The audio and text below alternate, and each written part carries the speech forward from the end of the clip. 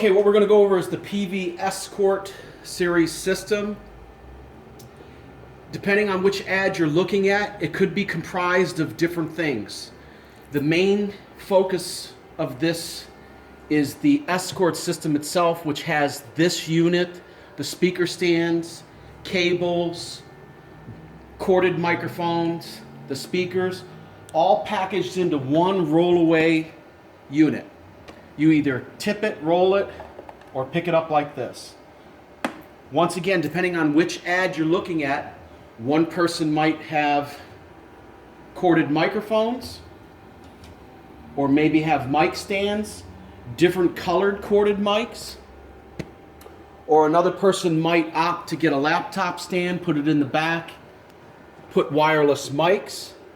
Someone might have an external sound card, and what that does is it basically enhances the sound of the system going through the laptop, because typically when you use laptops, it degrades the overall sound.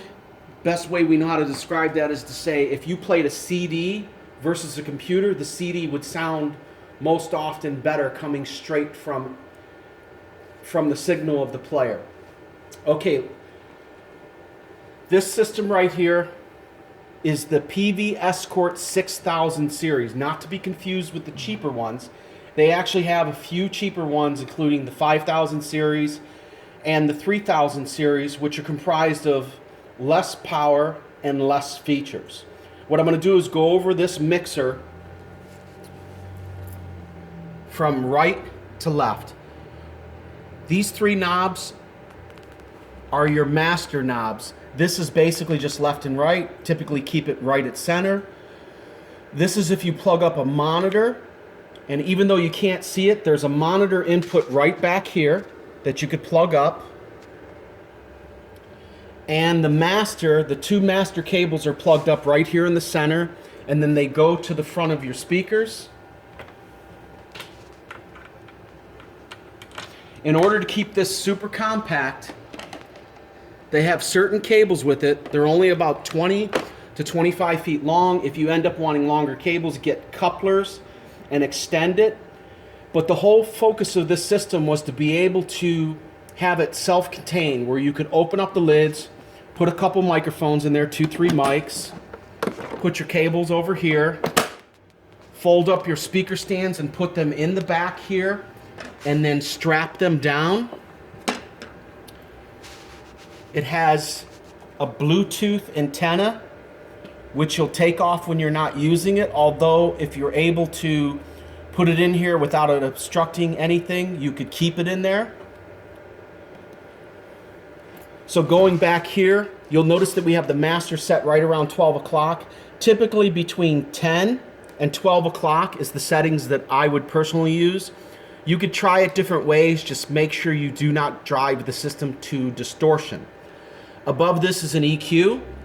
The best way we know how to go ahead and EQ a system is to actually take each band as you're playing music. If you're by yourself, make sure the speaker's pointed at you and you can actually listen to it, and then bring down the first band, see if you hear a difference. If you don't hear a difference, just keep it at 0. But once you start hearing a clear difference, then you start bringing up each band, listen to it until you hear that sweet spot, and then stop, and then go to the next band and the next band. Above this is a 2-part digital section, which is used.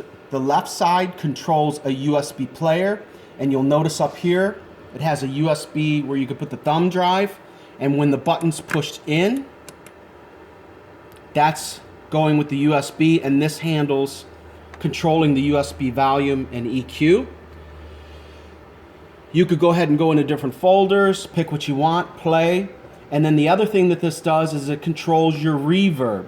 So you could scroll through to different reverb. Right now I have it set on 6 reverb vocal, and I actually like it that way, but everyone has their own preference on what they like. So I'll go ahead and keep it at 6, and then you push it in once you find the selected echo that you want. Okay, right here, your 2 media channels. You have your laptop coming out of here. The way we set this up for this customer is we went with dual RCA into the back of this external sound card. Now this is a professional DJ external sound card. Laptops, they're built with internal sound cards that are never meant for true professional use. So that's why your major club DJs will use an external sound card. Typically you'll find sound cards anywhere from $39 to $500. This one right here with the patch cables and so forth is about $119. Just this unit itself is probably about $99. That's considered industry standard. I think this is probably the safest one and the best one for the money. Then you'll notice that this is all sitting on a shelf. This customer is only getting corded mics, but we put the wireless there just so you could see what it looks like if you wanted to utilize it that way with the laptop stand and so forth. So there's different variations on how you could run it. Now the media channels, they're pretty straightforward. You have your highs, mids, lows. Do the same type of sound check that we did over here on the EQ. Same with this. Kill the lows, keep bringing it up, see if you find the sweet spot. Now, this channel is for USB, but it's also for Bluetooth. So if you push up, now it's in the up position, you could sync your phone, iPad, and so forth to the Bluetooth itself. Then we talked about this being the laptop. You could unplug this, plug up a karaoke player if you want, and so forth, and you just have your individual volume for each one.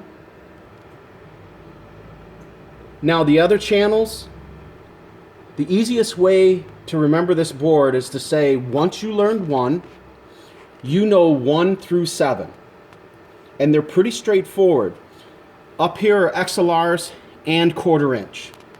Right now I have the 2 wireless and a corded mic set up on this. Do the same thing with the highs, mids, and lows. And then you have your volume. And then this is the amount of effects that you put into it, basically the echo into each channel. The 1/4 inch is really good for instrument cables.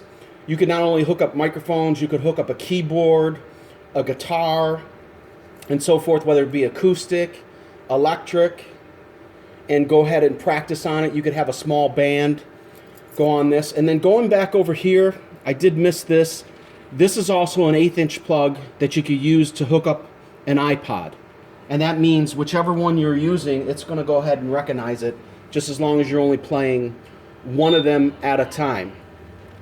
Now, I mentioned earlier that you're able to put a monitor back here. Right next to that in the corner here is an input, which is for a subwoofer. So if you want to add some serious bass to this system and using it for DJ, this will easily handle it. The customer that we set this system up for is doing full-blown karaoke with the ability to do all those other things that I talked about. And depending on which system you get, like I said, one might have wireless mics, one might only have corded mics. There are versions of this that only have one mic if they're just using it for PA work. You could add a TV stand, and then you'll see I put the wireless microphone here. So it has the microphone holders if you need to use it that way. Someone could get a microphone stand, or you look at the white microphones. That's just a different type of microphone that you could get. And then also if you take a look at these speaker stands, they're very compact, but that's the whole thing about having this basically fold up into one system to be able to roll it around very easy. And the type of customer that would buy this system is someone that values having it being much more compact over having larger speakers and a separate mixer and so forth. In the event that you're okay carrying around another bag with stands, we recommend that you get the bigger, bulkier stands that goes higher, and it's actually a little more stable. One of the things that the manufacturer nor any other seller would ever tell you is if this speaker stand is not on level, the speaker could tilt to the side. It needs to be level. But the quickest fix for that is just to put something in here to make it a little bit tighter. Even just a piece of cardboard That's just a simple fix for that. But once again, cannot stress this enough. The system is built to deliver pristine sound. It's an economical approach.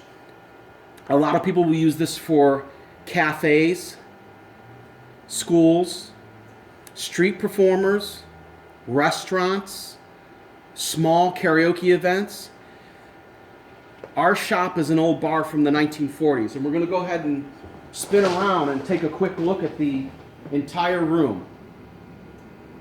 As you're looking at it, this has 12-foot ceilings, 30 by 40 room, and we set this up basically to mimic being in a bar when we test our systems and so forth. And this system alone in a 1,200 square foot place performs just fine with no need to have a subwoofer or anything. But let's say we wanted to do a DJ event in here and we added a subwoofer, this thing would perform beautiful.